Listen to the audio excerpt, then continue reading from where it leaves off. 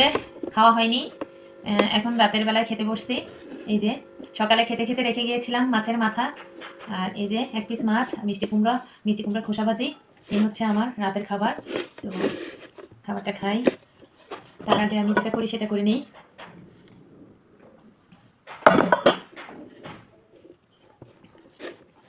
সকালে অনেক ব্যস্ত থাকি, তো খাবারের স্বাদ বুঝতে পারি না, ভাত খাচ্ছি কি খাচ্ছি।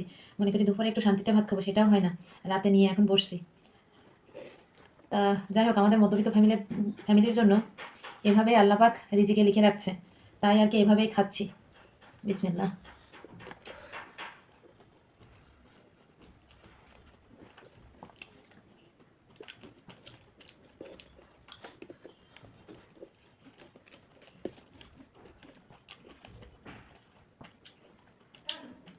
এমন আনোয়ার স্যার